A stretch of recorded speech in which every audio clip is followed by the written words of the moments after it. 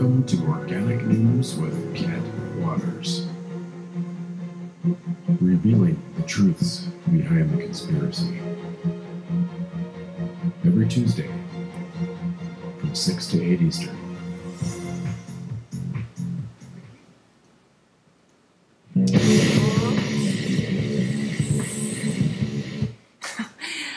Okay, the next guest is Jeff Cohen from RootsAction.org, joining me on a landline. Okay. He said he couldn't get his Skype working. Hello, Jeff here. Hi, Jeff Cohen. Thank you for joining us on Organic News here on Awake Radio. I'm happy to be here. Okay, so really quickly, co-founder Jeff Cohen, you're the co-founder of RootsAction.org and director of the Park Center for Independent Media at Ithaca College. You said, like most progressives, you're thrilled that, again, Bernie Sanders' campaign has aroused so much enthusiasm among the voters, young voters, despite mainstream media's embarrassing obsession with candidate Trump. In strongly endorsing Bernie for president, human rights champion Cornel West grouped him with prophetic politicians who deserve our critical support, despite their faults and blind spots. That comment probably speaks for thousands of Bernie supporters and sympathizers who signed the RootsAction petition. It's a serious blind spot to denounce corporate power and oligarchy without emphasizing militarism and perpetual war. And just lastly, Bernie is connecting with voters by arguing that a country as wealthy as ours should provide free college and health care for all and infrastructure jobs. But some supporters are questioning how that's fundable unless billions of war dollars are redirected homeward. Thank you for joining us, Jeff. Nice to be with you. So you were able to collect how many signatures on this petition? We got 26,000, and the signers keep signing. You can go to RootsAction.org to do so. And I think most of the people signing it are quite sympathetic to a campaign that has broken new ground in reaching new tens of thousands of people with the message of economic injustice and wealth inequality and joblessness. Those kinds of things need to be addressed, and Senator Sanders has been talking about how to address those problems, but he has been avoiding foreign policy.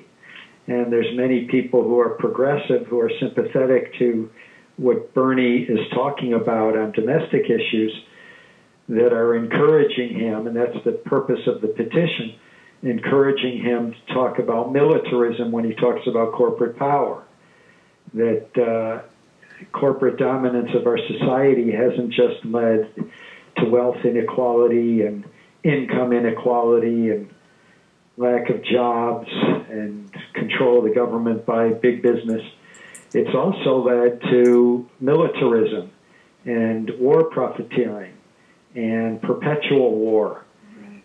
So it's not extremist to bring up those issues, and the petitioners at RootsAction.org are encouraging Bernie to make that connection of corporate supremacy and militarism. It's the connection that Martin Luther King Jr. made in the last year of his life, and it's something that's been missing from Bernie's speeches as he goes around to enthusiastic crowds across the country.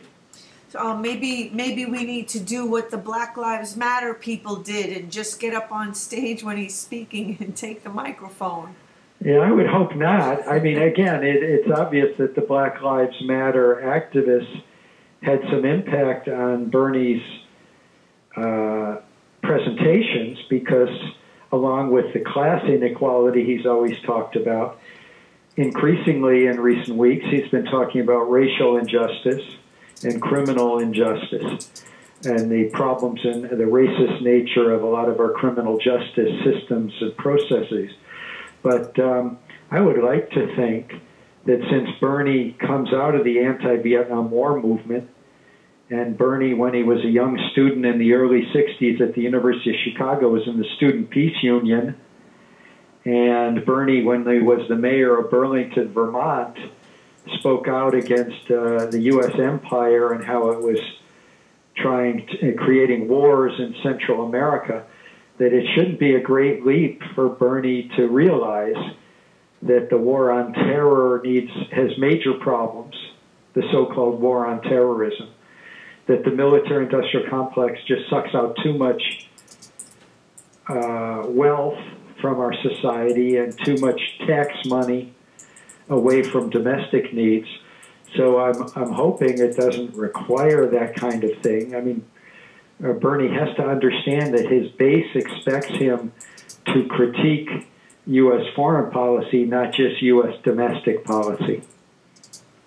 And so again, like in light of the 14th anniversary of 9/11 coming up next month, and that always being used as an excuse for these never-ending, ongoing wars that just continue to make and create terrorism. Yep. What are your feeling on that? Yeah, I haven't heard Bernie make that point. I don't know if it's because he feels his message on economics is radical enough that he has avoided a systematic critique of U.S. foreign policy. There's many of us that are progressive that believes U.S. foreign policy is certainly as bad and racist and corporate-oriented as U.S. domestic policy. It's certainly, you know, in our petition, if people go to RootsAction.org, they'll see that we have a picture of Bernie Sanders next to Martin Luther King Jr. I mean, Martin Luther King Jr. in the last year of his life was talking holistically that the problems of U.S. domestic society and injustice involved racism, and the problems of U.S. foreign policy involved racism. And that the two problems of foreign and domestic policy are intertwined. That, you know, there's a reason that the U.S., as wealthy as our country is, does not have free college education like countries in Europe do. We do not have health care for all like countries in Europe do and Canada does.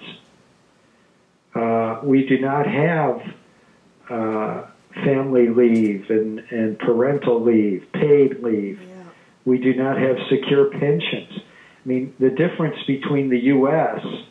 and countries in Scandinavia that Bernie Sanders is always talking about, Holland, Luxembourg, Belgium, Germany, these other countries can provide health care and education and old age security, senior security that our country doesn't provide. And the biggest difference is we have most of our discretionary budget going to the military, and those other countries have 1%, 5%, 8% of their discretionary funding going to their militaries. So it's pretty clear that if you're sympathetic with Bernie's domestic agenda, and millions of people are, I would argue that the majority of the people who hear Bernie's domestic agenda support it. But if you want all the things that Bernie is pushing forward, including a big jobs program to transform to a renewable economy from an oil, coal, and gas-based economy, and the jobs program Bernie's talking about that would rebuild our infrastructure across the country, if you want all those things, the tax money is already there, but it's going down the drain of military spending.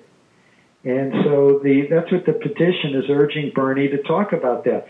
Bernie is for taxing Wall Street. Great. He's right. Put a tax on Wall Street transactions. It will reduce speculation, and it could bring billions into our national coffers that could be put to good use. Bernie's right on that. Bernie wants fairer taxation so the wealthy pay their fair share. Bernie is right on that.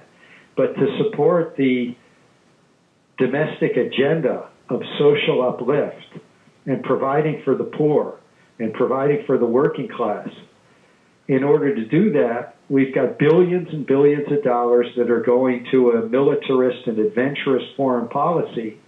And if we reined in the U.S. empire and we closed some of these hundreds of bases that are in more than 100 countries overseas,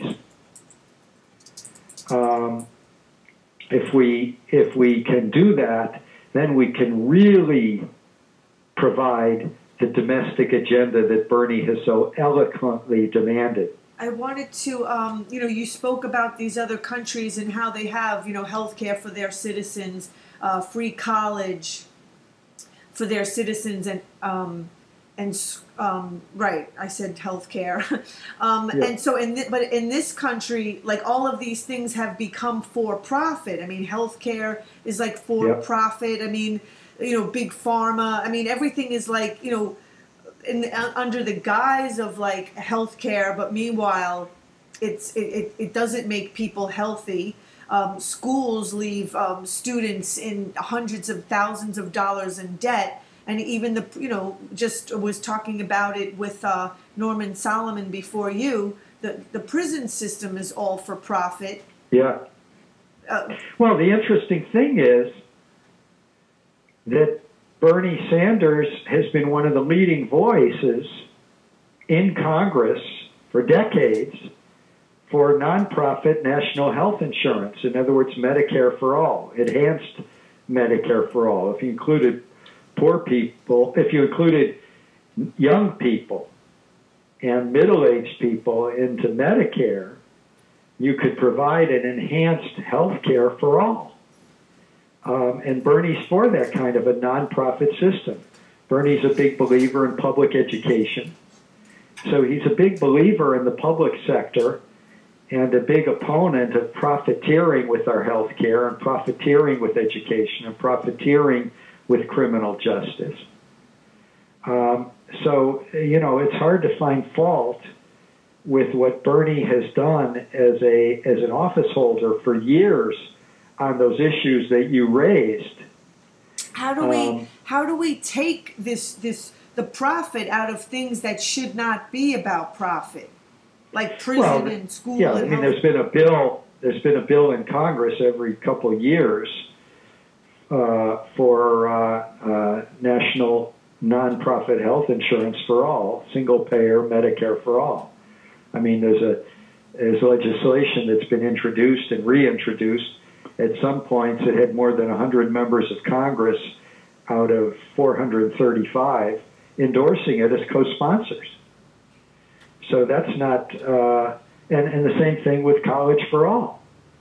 I mean, you could provide free college education through grants, not loans, where students come out of college deeply in debt, but you could provide that quite easily. Bernie's got some proposals. But if you're going to provide these great things that the U.S. public deserves, that U.S. working class people deserve, if you're going to provide those things, you have to pay for it. In order to pay for it, you've got to tax the wealthy, and you've got to quit spending most of our discretionary spending in the federal government on the military. If you go to the National Priorities Project, you'll see that they've been able to document that more than 50% of our discretionary federal spending goes to the military. But doesn't again, the military is for profit? That's true.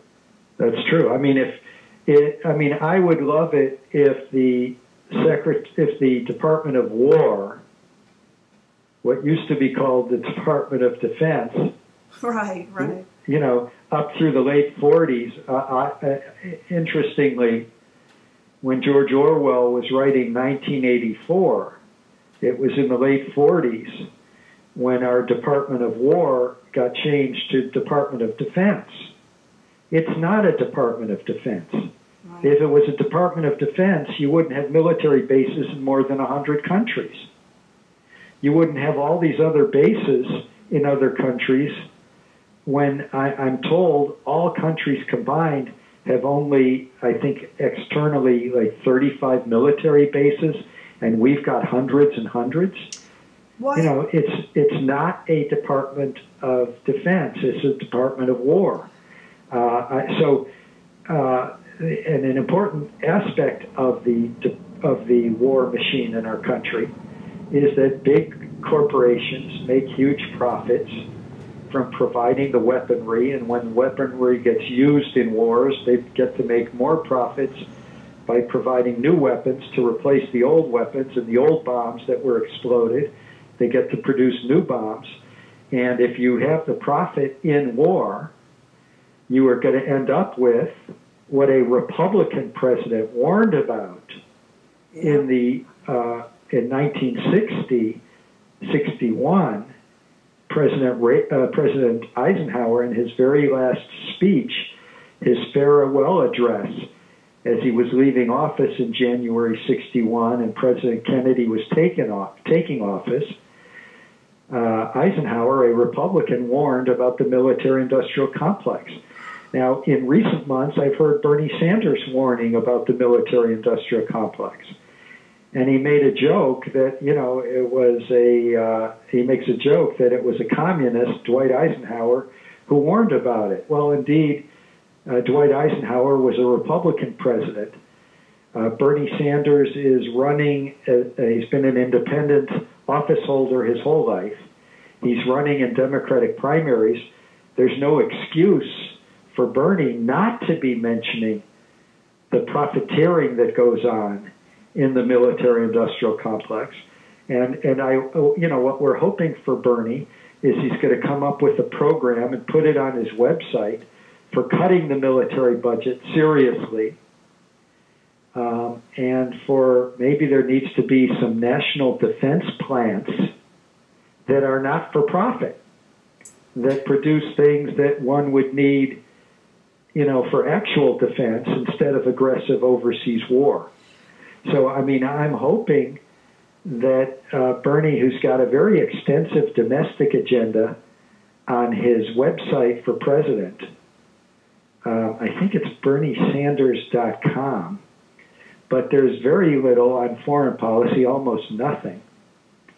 And I would love for him to outline, it's berniesanders.com. I would love for him to start putting up there how he's going to cut the military budget, which weapon systems he's going to cut. They were just talking, I believe it was on Democracy Now! In one of these last couple of days, about the U.S. cluster bombs that are being used. I mean, and it just that's an obvious place. That's an obvious place to cut. Again, we're buying weapon systems that, as you pointed out earlier, are involved in war and drone strikes and what have you, that create more hatred and animosity for our country. Jesus. And what we need is a foreign policy that stresses material aid overseas to people in need. It stresses diplomacy and nonviolent conflict resolution. And then it would stress strengthening the United Nations, so that the United Nations could act against terror and terrorist groups and criminal groups overseas, instead of the U.S. acting unilaterally. And through our wars and our drone strikes, we've created more hatred for our country. We've created more terrorists than one could ever kill. And then, like Mark Klein, who was on first at 6 o'clock, you know, he talked about, you know, AT&T and the NSA doing surveillance back in 1985, like well before 9/11. And so it's clearly not preventing things like 9/11. It's, you know, it's creating it.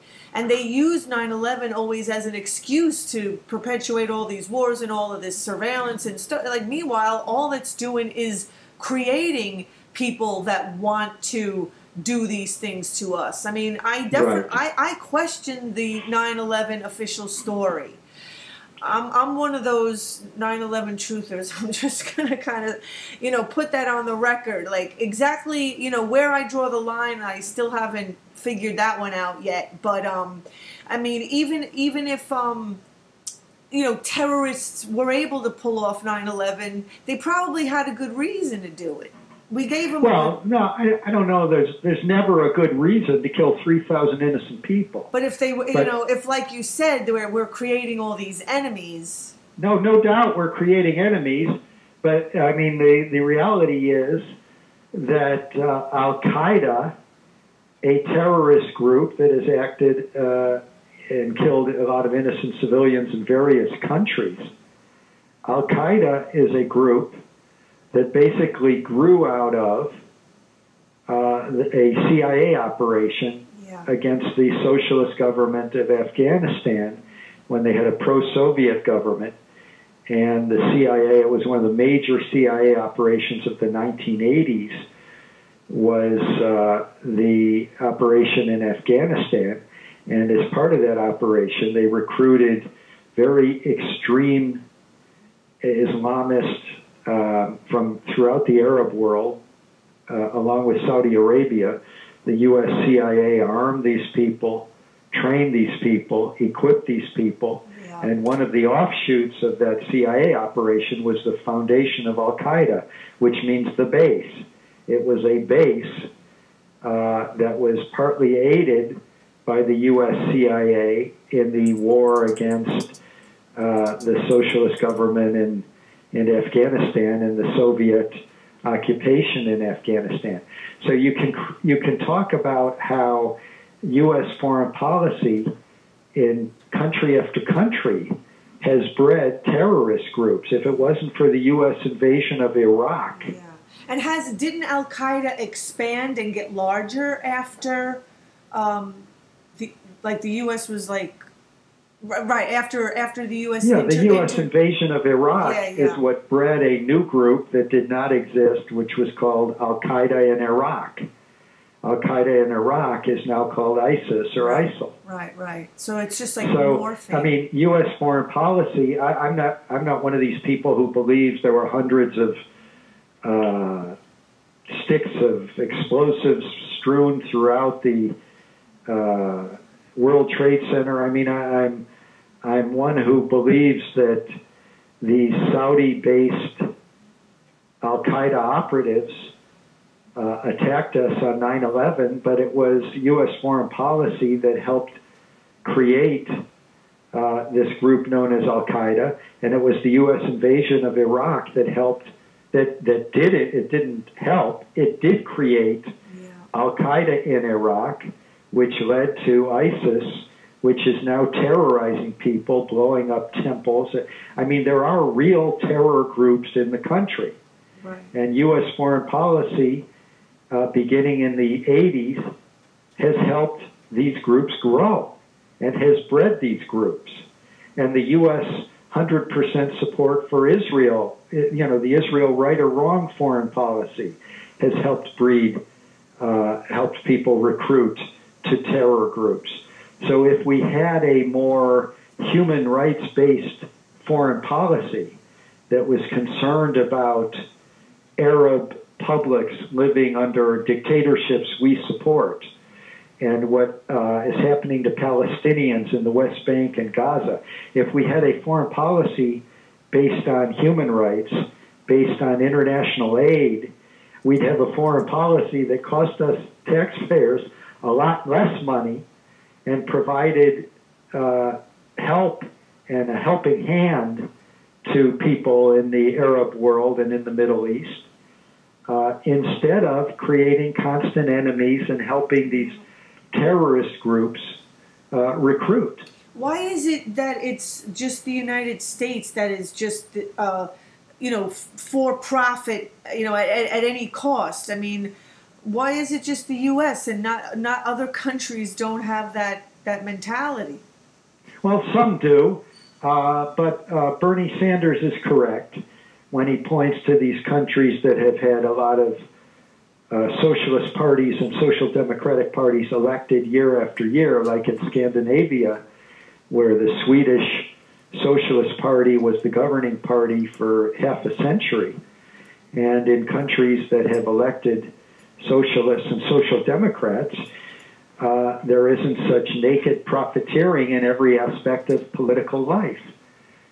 In other countries, they don't have this naked profiteering in the healthcare sector.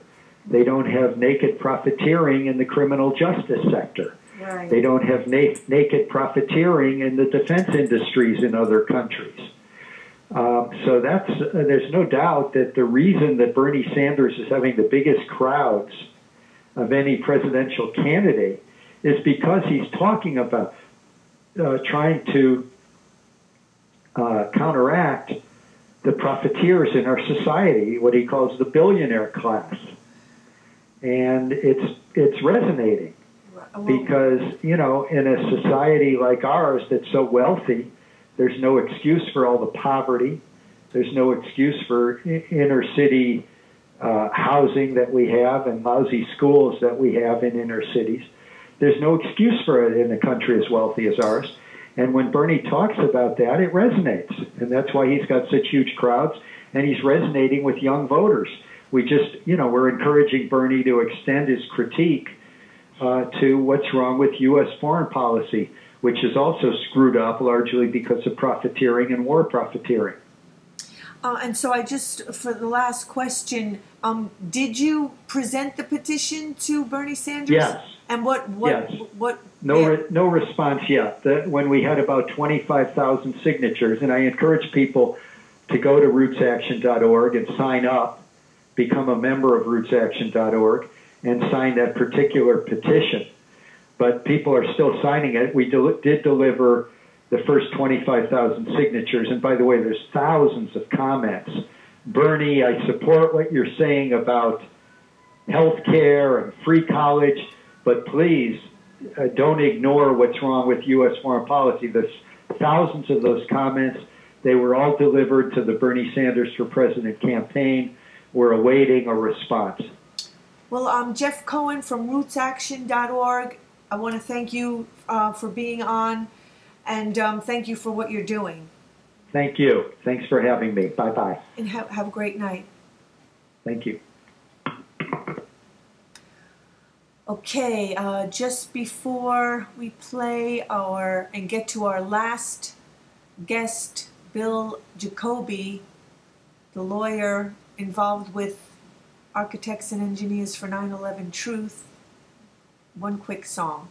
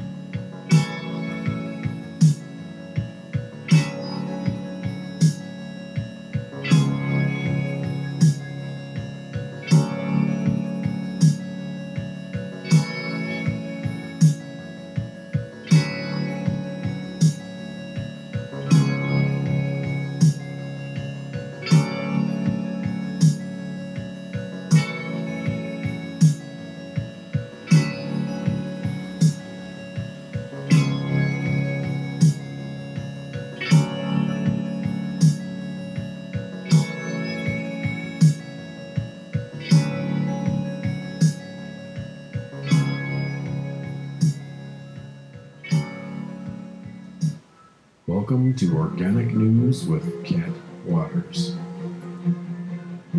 revealing the truths behind the conspiracy. Every Tuesday from 6 to 8. Okay, now we're going to move to William Jacoby.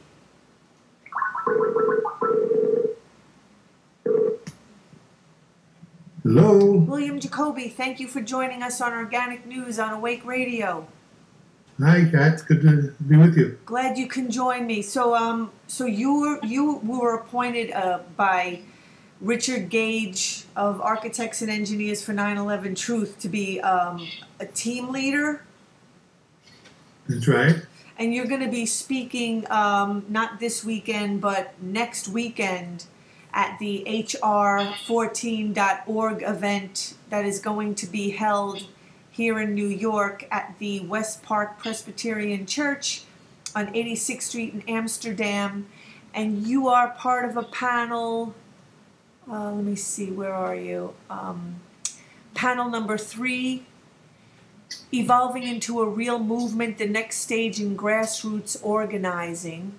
Mm-hmm. And you're also part of panel 4, Prosecuting 9/11, Acknowledging the Legal Reality, Creating the Legal Ideal. That sounds right. Okay, so how did you get involved with Architects and Engineers for 9/11 Truth? Well, a dedicated volunteer for 9/11 Truth called me after I signed the Architects and Engineers petition and asked me to help out, and kind of evolved into trying to see what we could do to build upon and improve the network of local action groups that had been fostered by architects and engineers over a number of years. We reached agreement on a set of structures that we wanted to create that would accelerate the growth of local action groups, integrate them horizontally and vertically, and provide a basis for a new kind of grassroots involvement and leading to coordinated national action. Can you talk about so the symposium next weekend? Mm-hmm. Why are they having it? What is the purpose? Right. Well, there's a couple of answers to that. First, I should disclaim, I think Architects and Engineers for 9/11 Truth isn't taking a position on any legislation, but they have supported generously, by that I mean with the support of access to their membership lists, our efforts to build the type of organization that I discussed, whose purpose really ultimately has to be to bring about policy change regarding 9/11. In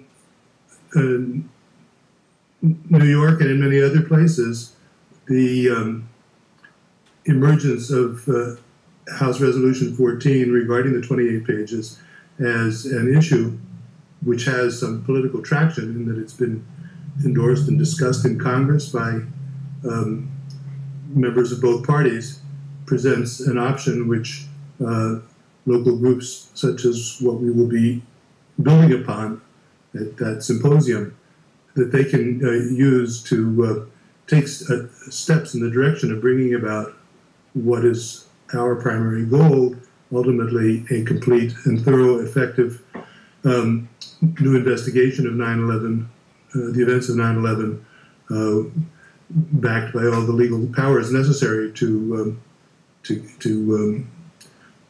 fully understand what occurred and to take the measures necessary to bring justice.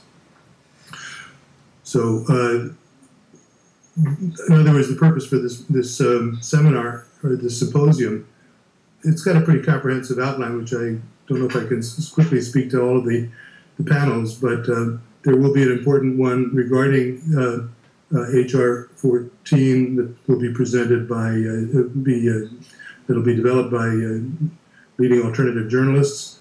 But other panels will approach the phenomenon of 9/11 from the standpoint of the work of psychologists who have been studying how people have been discouraged in pursuing the truth.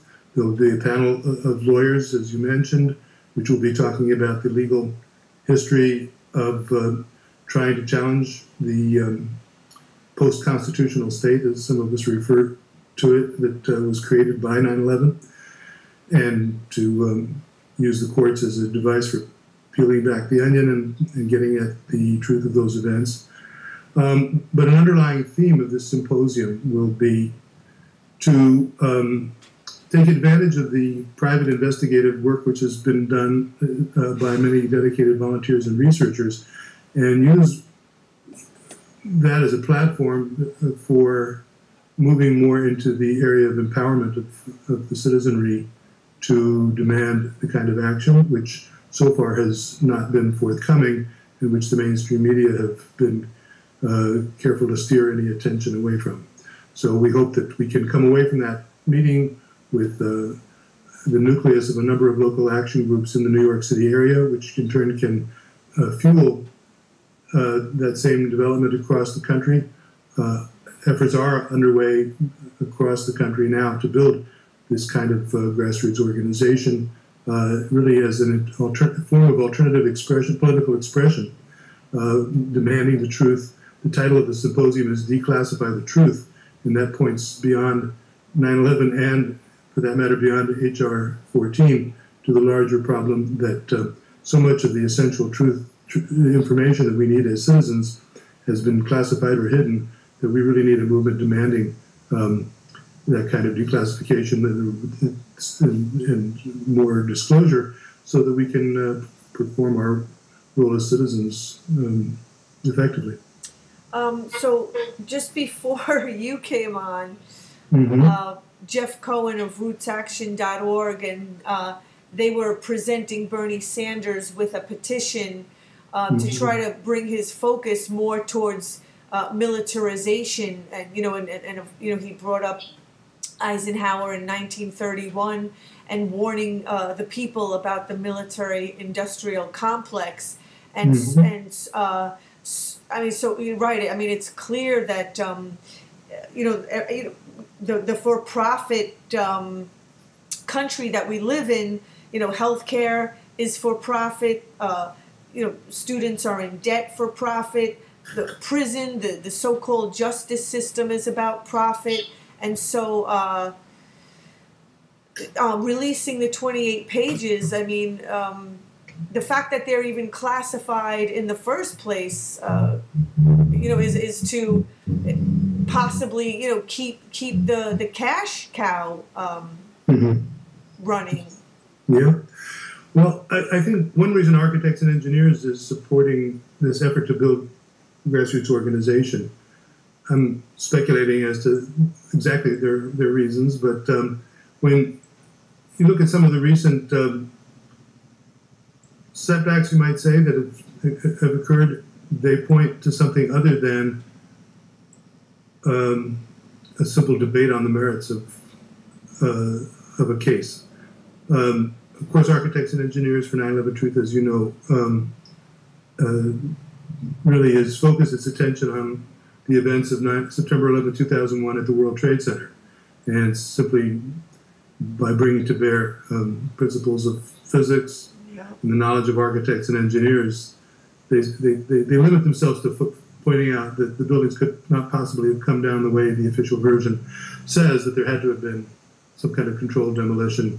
And also building, explosion. Yeah, and building 7. And building 7, exactly. From that narrow technical definition, there flow a cascading range of realizations we all have to meet, and that is that a lot is being withheld from us, and that leads us to start learning in different directions here. Let me just take a moment here to put in some Sure. my mic here. Okay.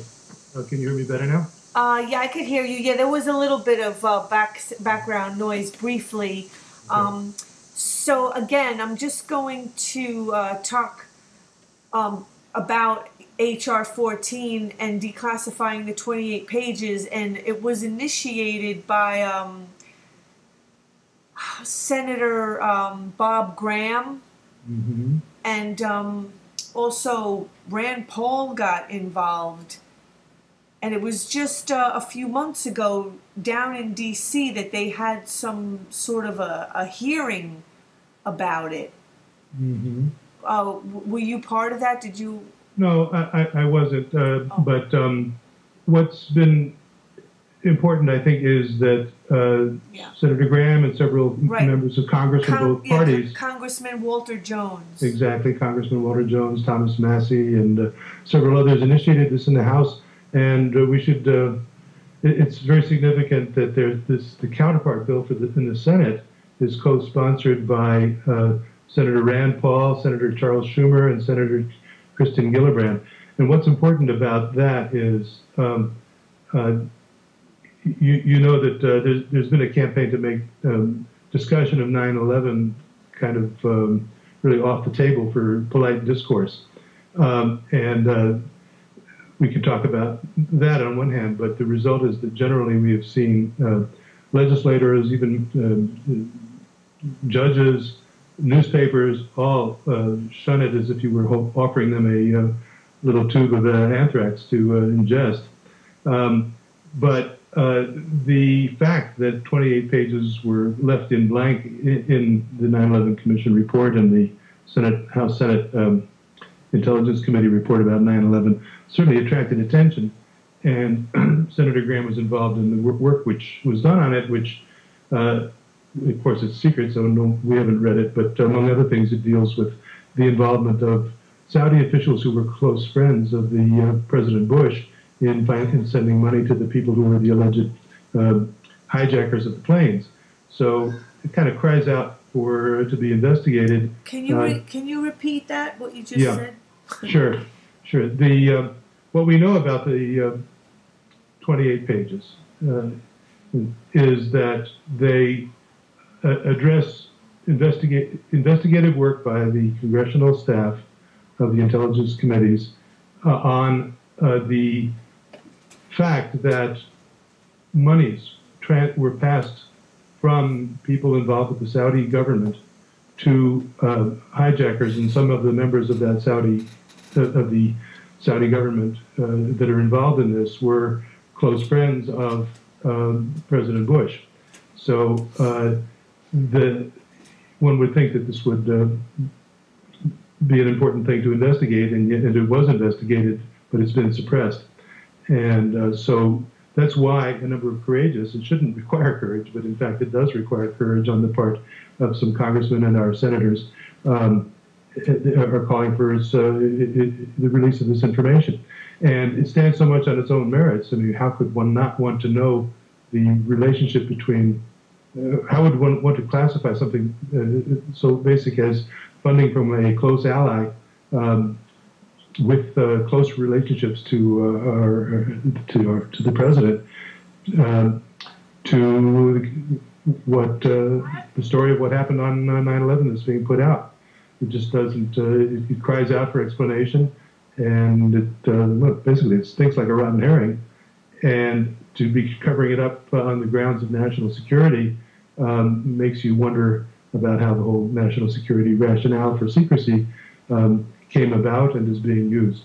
So the upshot is that while 9/11 may seem like a forbidden, taboo subject, no one can resist saying that that the 28 pages needs to be revealed, discussed, and its implications digested, and the implications clearly will go beyond what's in those 28 pages. So we have an entry point with the significant, small but significant support this bill has in Congress to call attention to and start peeling away at the problem of secrecy, particularly as it relates to the events of September 11th and what they mean for us on an ongoing basis.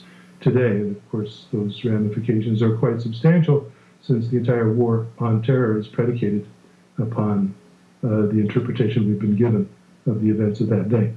And I wanted to bring up, I brought it up with a previous guest, Chris Christie and Rand Paul, when they were discussing the Bill of Rights, and Chris Christie, of course, brought up 9/11 as the reason why they have to, violate the public's rights and spy on people. And, Chris Christie was like, how are we supposed to tell, were his words. Like, how are we supposed to tell the difference between, terrorists and the American people?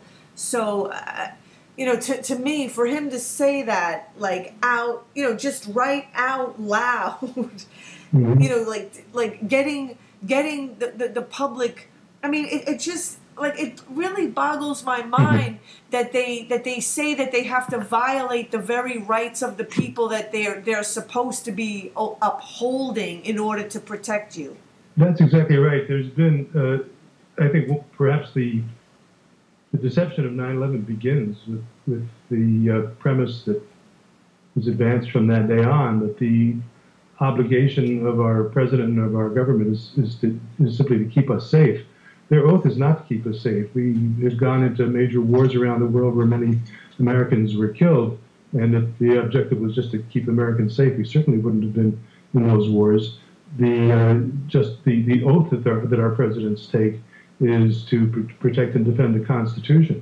So, which they don't do. Which they don't. If we were to charge our presidents or our leaders with any misfeasance, it would be a failure to protect and uphold the Constitution, and to use the raping of the Constitution to claim that that's a necessity to save the people is to fall into an obvious trap of demagoguery, which is exactly what the Founding Fathers feared would happen. But I don't like to dwell simply on the culpability of the leaders, because what the Founding Fathers knew when they developed the Constitution, preceding it and afterwards, was they knew that the Constitution and democracy would be experiments.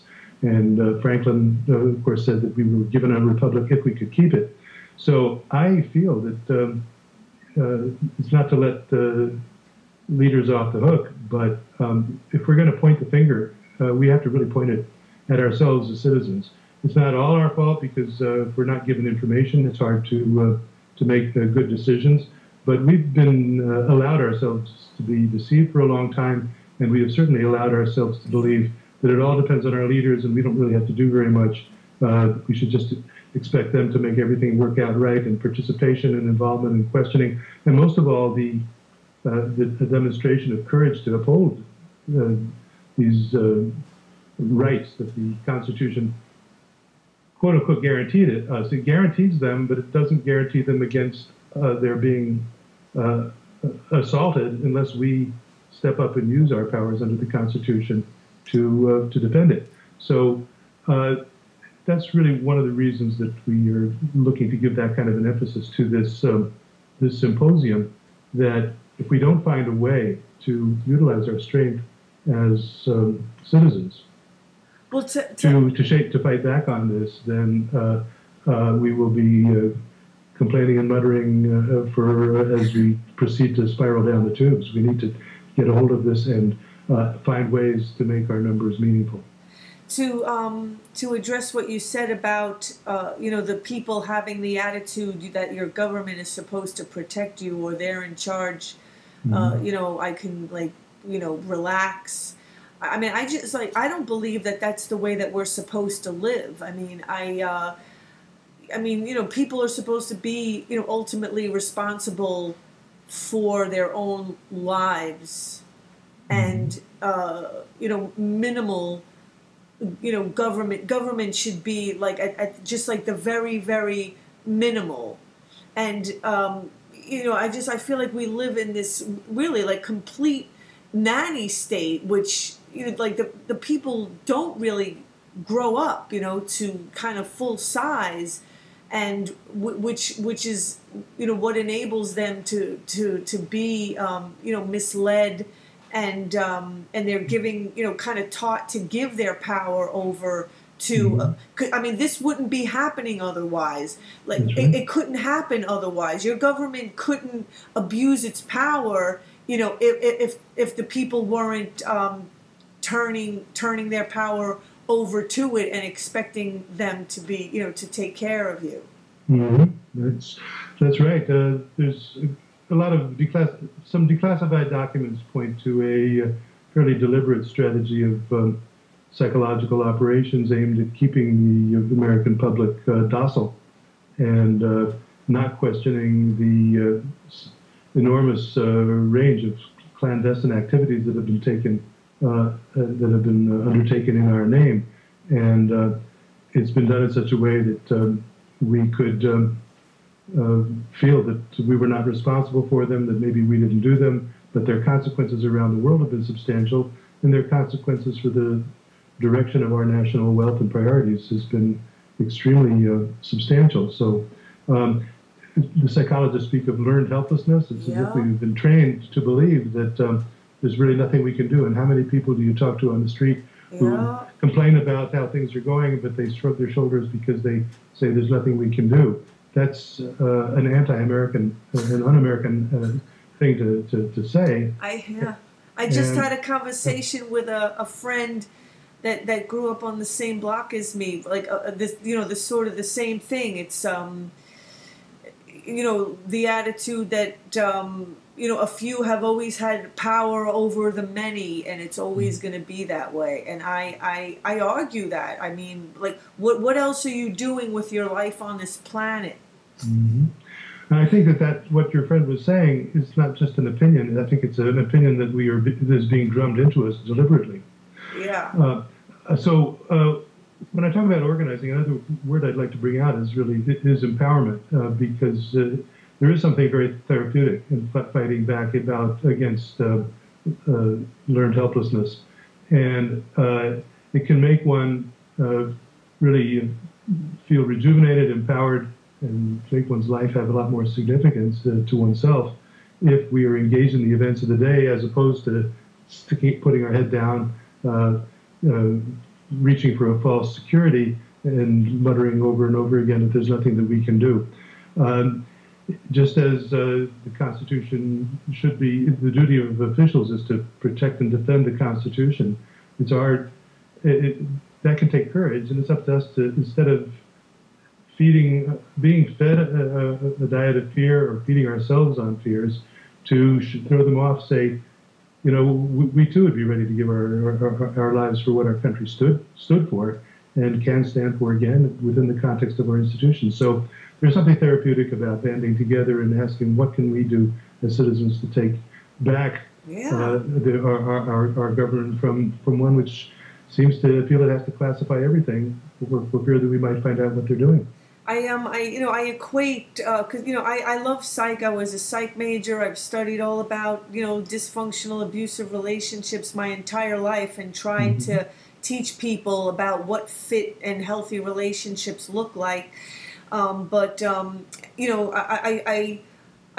didn't know then that where I am today, I'm going to be looking at my own country as just like this just large kind of dysfunctional or abusive family where, instead of encouraging, people to be smart and to be able to be on their own, exactly, like, it's kind of like some, 40 or 50-year-old that still lives at home, like they never get to fly out of the nest. And that's almost become like a, like what you said about learned helplessness. And we have like 3 minutes left, and I just wanted to, so this is going to be kind of an exciting symposium, because John Perkins from Confessions of an Economic Hitman is going to be one of the keynote speakers. Right. Which I kind of helped organize that, so I'm kind of excited about it. Well, we're very excited to have him. I think we'll find a substantial array of speakers, again, psychologists, lawyers, authors like him, all connecting the dots between secret initiatives of one kind or another in the government, information which has been withheld, and the need for us to empower ourselves to unravel this. That's the name, Declassify the Truth. And it's not an abstract exercise. It relates very much to things affecting our pocketbook every day, life and death for our young people, and certainly it has to do with whether we want to continue sliding down the slope toward totalitarianism or not. So nobody is going, the government is not going to save us from that. If you think that the government is going to save us from totalitarianism, you might as well just then truly do nothing, because it's coming your way. We need to save ourselves from the government. Well, we need to do it by asserting the rights that the Constitution gives us. It's paradoxical that it's both revolutionary and the most conservative thing you could do is just uphold the law. So we need to insist that the laws be upheld and figure out ways to do this in spite of the apparent indifference of many people charged with seeing to it that that's exactly done. So this is what we hope will. Our goal is that when people leave the symposium, they will see a clear path forward where they can make a difference, because there are millions of Americans who understand that the official version of 9/11 is not true, but they all think that they're the only one. They're afraid to congregate and meet. They're afraid to translate these apprehensions into action, and that's what we need to start to do. And we are doing it across the country. It's time for New York to stand up and lead the way. And I just wanted to also mention, John Perkins has a new book called The New Confessions of an Economic Hitman. So I believe he's planning on revealing some new confessions next Saturday. I believe, it is Saturday, September the 12th. And That's right. People can go to hr14.org for more information and to see the list of the panels and the speakers. And we hope to see everyone there. That's right, 86th Street and Amsterdam Avenue, West Park Church. Thank you so much. William Jacoby will be one of the panelists. Thank you very much, Catherine. See you next weekend. We'll see you there. Take care now. Okay, Bye-bye. Good night. Thank you for tuning in, everyone. Please go to Democracy Chronicles. I put up an Indiegogo campaign. Please support me and my revolutionary independent journalism. Without support, nobody can do anything. I am so committed to bringing the truth, asking challenging questions, helping people to be empowered, and going for the truth. I mean, I don't know, if you're not moving in the direction towards health and fitness, what direction are you moving in? So again, please go to Democracy Chronicles. My Indiegogo campaign is there, and I'm trying to raise funds to go to Palestine with Code Pink to show the atrocities that are going on there. So, and I'll be seeing you in New York at hr14.org event. Thank you so much. Have a great night.